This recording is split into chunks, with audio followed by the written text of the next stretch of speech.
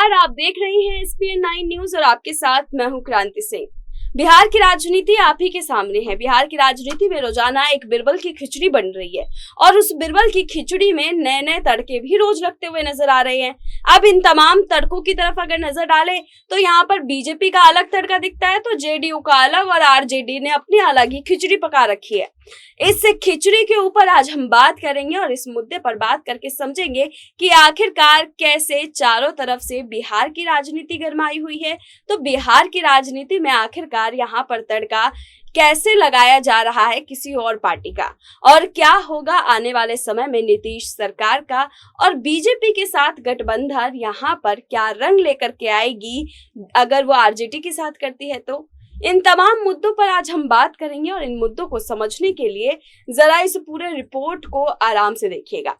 इस पूरे रिपोर्ट के माध्यम से हम आपको इस पूरे मामले को समझाने की कोशिश करेंगे। दरअसल यहाँ पर देखा यही गया है कि जब बिहार की राजनीति की बात आती है तो बिहार की राजनीति में चारों तरफ यहाँ पर डावाडोल की एक स्टोरी जो है वो बखूबी याद आती है। इस स्टोरी पर अगर हम नजर डालेंगे तो सामने चीजें जो है हमारे सामने खुद ब खुद खाली होती हुई नजर आएगी। देखा गया कि कैसे यहाँ पर जो है नीतीश कुमार यहाँ सरकार बनाते हैं बीजेपी के साथ मिलकर के जब वो सरकार बना लेते हैं, फिर उस सरकार की जब कथनी चल रही होती है तो वहां पर बीच में एंट्री हो जाती है RJD की एंट्री भी कुछ इस कदर कि कभी वो बीजेपी के पाले में जाए तो कभी यहाँ पर नीतीश कुमार के पाले में जाए।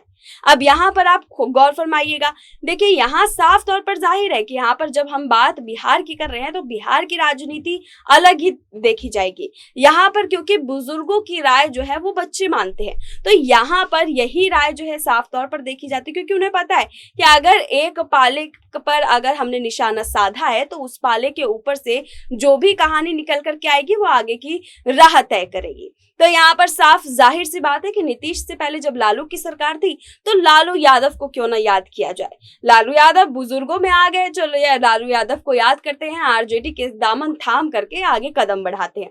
बीजेपी की ये नीति अब सामने खुल करके आ रही है क्योंकि बीजेपी लगातार RJD की तरफ जो है अपने झुकाव दिखा रही है, लगातार RJD को जो है यहाँ पर अपने सर माथे बिठा रही है। लगातार देखा जा रहा है कि RJD के साथ जो है उनकी कथनी और करनी अलग अलग नजर आ रही है। यहाँ पर जितना झुकाव वो इन दिनों JDU की तरफ नहीं रख रहे हैं, उससे ज्यादा वो RJD के पाले की तरफ जाते हुए साफ नजर आ रहे हैं। अगर हम पूरे मुद्दे पर नजर डालें गौर से तो यहाँ पर साफ तौर पर देखा जा रहा है कि किस तरीके से बिहार की सियासत जो है वो पटखनी खाती हुई नजर आ रही है, क्योंकि नीतीश कुमार ने बड़े ही जोश के साथ में यहाँ पर बीजेपी का दामन थामा था और बीजेपी के साथ आगे की कहानी जो है वो गढ़ी थी। लेकिन इस कहानी का आगे क्या राह होगा इस पर किसी ने चर्चा ही नहीं की। तो यहाँ पर देखा गया कि जब नीतीश कुमार ने अपने कदम आगे बढ़ा लिए और नीतीश कुमार ने अपनी गाड़ी चलानी शुरू कर दिया CM पद पर बैठ करके, तो यहाँ पीछे से बीजेपी ने अपने निर्देश देने शुरू कर दिए। कुछ समय तक तो सब कुछ बढ़िया चला, लेकिन उसके बाद क्या, उसके बाद यहाँ पर नीतीश कुमार ने अब विरोध करना शुरू कर दिया।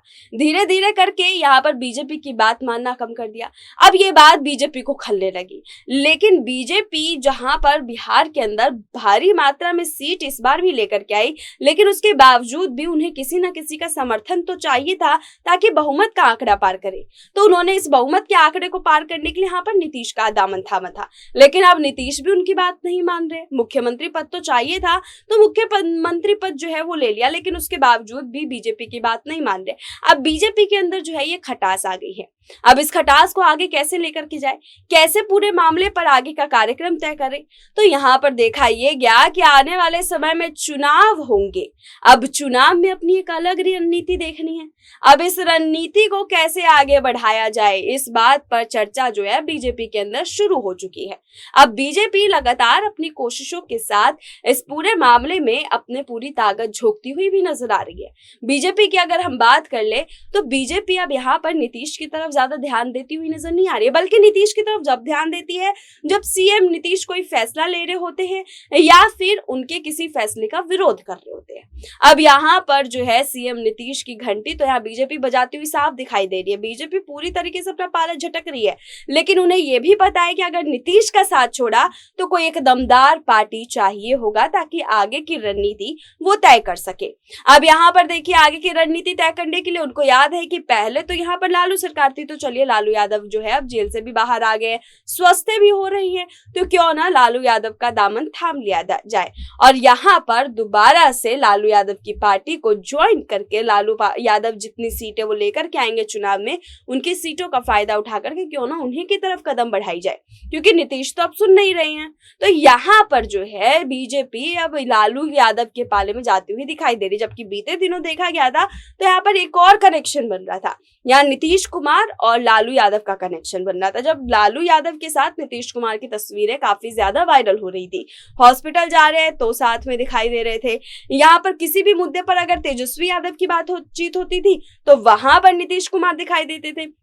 तो आप खुद इस पूरे मामले को समझिए कि यहाँ पर जो है नीतीश कुमार और यहाँ पर तेजस्वी यादव की जो भूमिका थी वो बेहद ही अहम थी। माना जा रहा था बीते दिनों कि नीतीश कुमार जो है वो आगे चल करके यहाँ पर तेजस्वी यादव का हाथ थाम सकते हैं, लेकिन अब यहाँ पर वो उनका हाथ थामते हुए नजर नहीं आ रहे हैं, क्योंकि अब तेजस्वी यादव तो सुनेंगे अपने पिताजी की। अब उनके पिताजी भी अपना पूरा झुकाव बीजेपी की तरफ रख रहे हैं, क्योंकि देखा गया है कि बीजेपी के जिस तरीके से यहाँ पर एनडीए उम्मीदवार द्रौपदी मुर्मू के लिए जब समर्थन चाहिए था तो यहाँ पर आरजेडी की तरफ से भारी मात्रा में वोटों की जो गिनती है वो वहां तक पहुंचाई गई थी। अब यहाँ देखा यह गया कि इस पूरे मामले में जब आरजेडी ने यहाँ बीजेपी का समर्थन किया तो ये तो बिल्कुल तय था कि इस पूरे मामले में जब यहाँ पर समर्थन बीजेपी को दिया जा रहा है तो जाहिर सी बात है कि आने वाले समय में जो चुनाव होगा उस चुनाव में यहाँ पर जेडीयू का साथ तो नहीं देगी आरजेडी, लेकिन यहाँ पर बीजेपी का साथ जरूर देगी।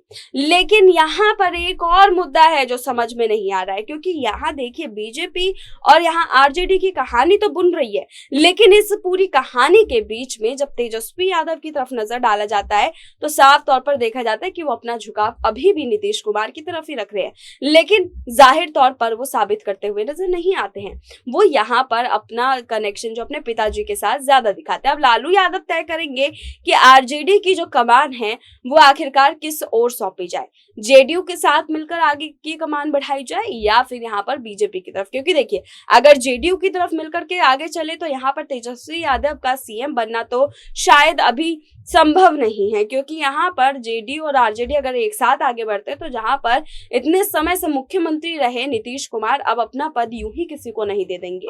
तो यहाँ पर पद के उम्मीदवार तो खास तौर पर नीतीश कुमार ही रहेंगे। तो क्या नीतीश कुमार इस पूरे मामले में एक अहम भूमिका निभाएंगे? और यहाँ पर जो है लालू यादव उधर उस तरफ इसीलिए भी नहीं जाएंगे। दूसरी तरफ अगर हम बात कर ले हाँ बीजेपी की, तो बीजेपी का हमेशा से देखा गया, चाहे वो महाराष्ट्र की राजनीति हो चाहे वो बिहार की राजनीति हो, देखा यही गया है कि यहाँ पर जो है नीतीश कुमार और यहाँ पर लालू यादव में एक सबसे बड़ा फर्क है। लालू यादव भी वही चाहते हैं कि उनके बेटे का चेहरा जो है अब सीएम पद के लिए आगे आए, और यहाँ पर सीएम पद के लिए वो खास तौर पर तेजस्वी यादव को ही आगे करते हैं। तो तेजस्वी यादव को सीएम बनाना है तो उसके लिए बीजेपी की ओर से कदम मिला करके चलना, क्योंकि बीजेपी अपने उम्मीदवारों को सीएम चेहरा आसानी से दे देती है। तो यहाँ पर माना यही जा रहा है कि बीजेपी सीएम चेहरे के लिए यहाँ पर तेजस्वी यादव का चयन करेगी, इसीलिए यहाँ पर जो है लालू यादव अपना ज्यादा झुकाव बीजेपी की तरफ रख सकते हैं। इस पूरे मामले पर आप लोग का क्या कहना है हमें कमेंट करके जरूर बताइएगा। फिलहाल ऐसी तमाम अपडेट्स के लिए देखते रहिए SP9 न्यूज।